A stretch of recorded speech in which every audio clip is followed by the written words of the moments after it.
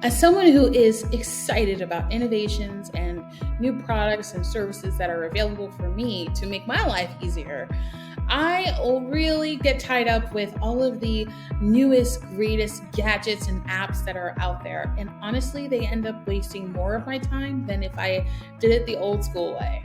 For today, in this video, I'm going to share with you 3 practical ways that you can improve your productivity so that you can have a better working experience. My name is Melinda Colon, a strategic marketer and mentor, and the owner and founder of FortisOBM and ThriveBuild ABC. So I know that productivity is probably number one on all of our minds all the time. I mean, we go from waking up in the morning to looking at our phones, to then getting in the shower and brushing our teeth and looking at our phones, to getting our kids ready and getting breakfast on the table and then looking at our phones, to getting in the car and looking at our phones to find the GPS, and then getting to work and then looking at a screen again to check our emails. And it pretty much goes back and forth from one product activity to our phones. Well, you probably guessed it. Working from your phone is probably the least productive activity that you can do throughout the day. Yeah, I said it. In my opinion, looking at your phone, specifically social media and news ads and postings and Twitter and email and all of those things actually take away from the time that you are spending in the moment doing the activity that you're doing. Whether that be waking up and just relieving yourself from sleep mode, or taking a shower and brushing your teeth in peace and thinking about what your day is going to look like, or maybe just trying to fix your hair. Just time to take and receive and relieve yourself from what's happening in the world and really focusing on what you're doing in the world. So that is not a productivity tip, but this is just a tip in general that I actually practice leaving my phone away from me. So if I'm in the office, I actually turn my phone upside down, and while I'm working, I'm not looking at my phone. If there's an emergency, I have an emergency ring, and I know to check it every hour to 2 hours. So it's not that I go all day without looking at my phone, but I try to cut it out so that I'm not being just tempted to scroll on social media or check my email from my phone, which is really kind of awkward since I'm on my computer all day. The other thing that I try to do is I will actually leave my phone at home. So my husband thinks I'm crazy when I say this, but I actually do.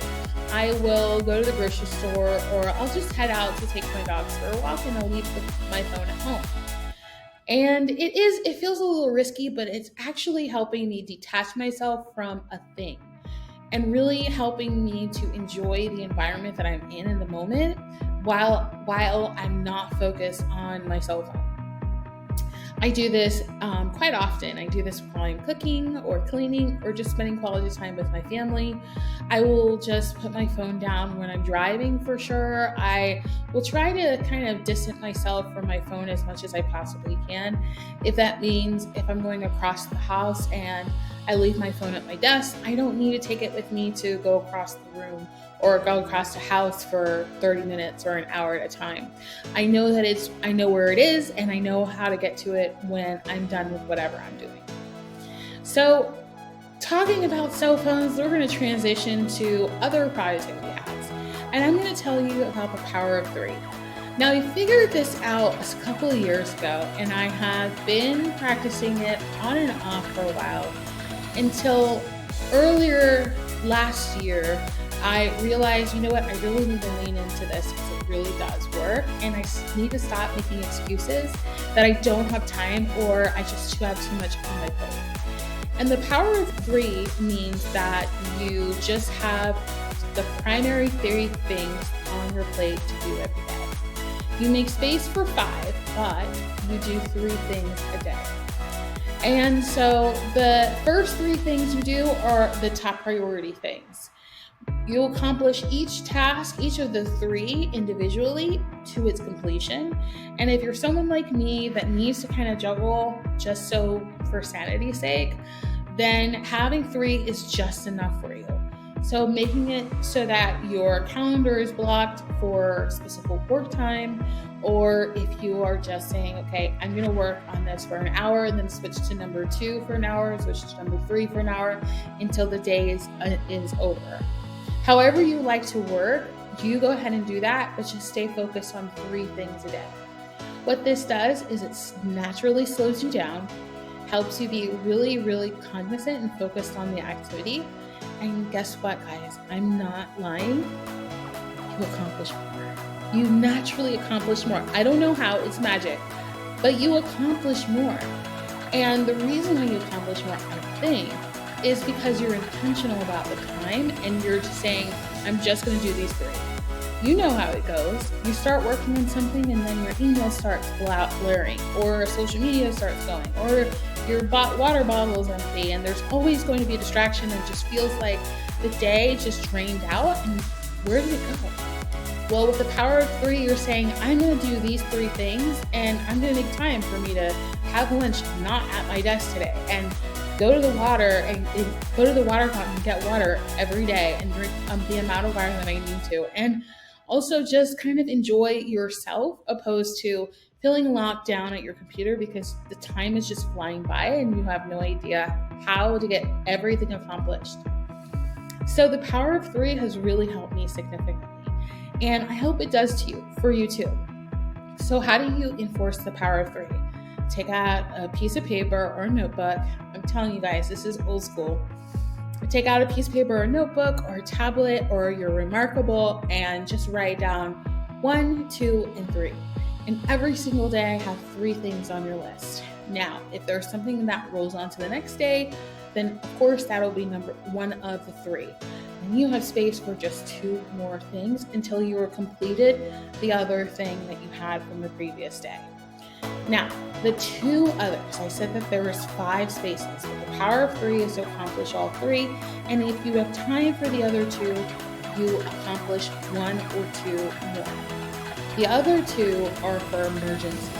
So emergencies mean all hands on deck. I need you guys to work on this right now, and I need it right now. Obviously, you can't say no to that, and you can't say, well, I have to reprioritize myself. But it's giving yourself a little bit of time every day to just accomplish those emergencies as they come. This will free up your time. This will make you feel productive. I'm telling you, I don't know what it is. It's just magical, and it feels so great. I think because our world is so distracted and just there's so many things to focus on, that using the power of 3 really just simplifies things. And so if you haven't some things that are assigned to you, then this is a great way to practice power of 3. Now, there's a previous video I did about Asana.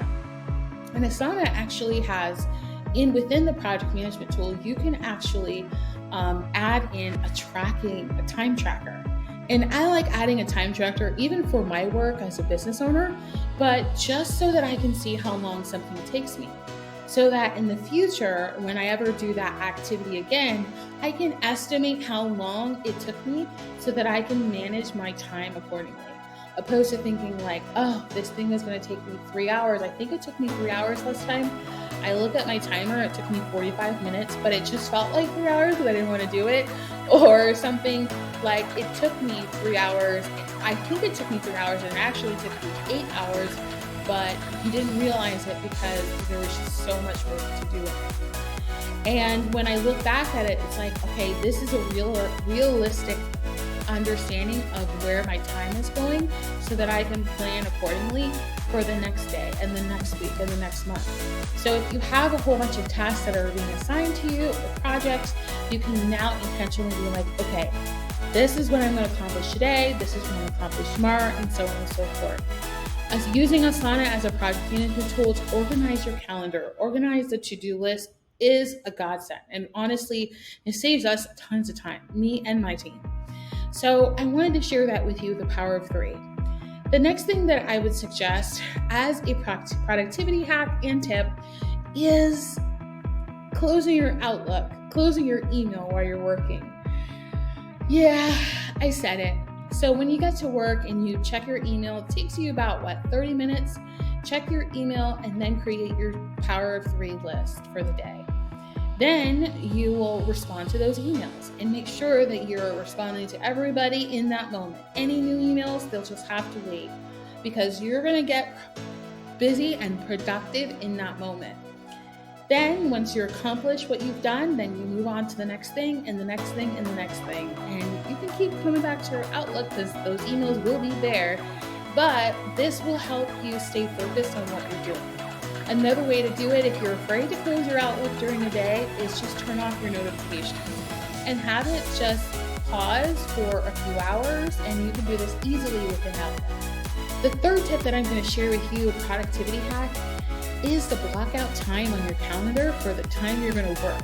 So, say for example, you're working on resumes and you need to tailor resumes, and you're essaying meeting that's going to take you about 2 hours.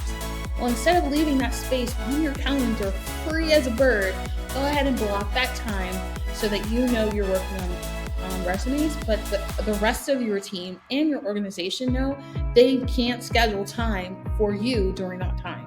No meetings, no overlapping, and it just helps you be more productive because you're actually scheduling time within your calendar to do actual work.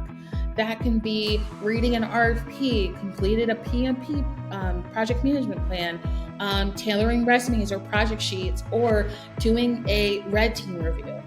Everything that you can think of that you would be working on throughout the day, you can guesstimate and say, I'm going to be working on this, and put it on your calendar so that you can have an actual visual perspective of what you're working on every day, and you can feel accomplished, but also you can identify where you need to break off and go home so you can rest, come back the next day.